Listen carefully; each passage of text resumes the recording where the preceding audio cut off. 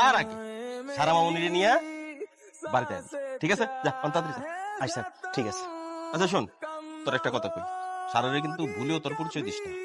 অবশ্য পরিচয় দিলেও লাভ নাই, ওই সারা আর কই তুই, তাই না? তোরা তো পাত্তা টাত্তা নাও দিতে পারে। তার চেয়ে মুরব্বী হিসাবে আমি তোরা একটা কথা কইতেছি, সারার কাছে তোর পরিচয় গোপনই রাখিস, ঠিক আছে? তুই কি কর? ঠিকই আছে, এত পরিচয় দিয়া কাম নেই। হ্যাঁ আচ্ছা তাহলে আমি গেলাম। আচ্ছা আই তাড়াতাড়ি খাইয়া নে, সারাদিন খালি খাওন খাও। তাড়াতাড়ি। মেম সাহেব, ইয়েস, আপনার নাম কি? সারা মেম সাহেব? ইয়া আই এম সারা। মেম সাহেব আপনি কি করলেন আমি বুঝতে পারলাম না। ডিসগাস্টিং। হ্যাঁ আমি সারা। ও আমি চিনেছি। তুমি আমার চাচাদের বাড়ির কাজের লোক। মানে তোমার কোনো কমন সেন্স আছে? আমি এখানে আধা ঘন্টা ধরে দাঁড়িয়ে আছি আর তুমি এই মাত্র এলে। মানে তোমাদের মতো কাজের লোকের না জীবনে কোনো উন্নতি হবে না, বুঝছো? দাদা আমার যখন কইছে আমি তখনই রওনা দিয়ে দিয়েছিলাম। আবার মুখে মুখে তর্ক করে, চলো। মেম সাহেব আপনার লাগেজ ব্যাগ ট্যাগ এগুলা কই? স্টেশন মাস্টারের রুমে রাখা আছে, চলো। ও স্টেশন মাস্টারের রুমে? চলেন চলেন আমি লাগেজটা নিয়ে দিতেছি। চলো।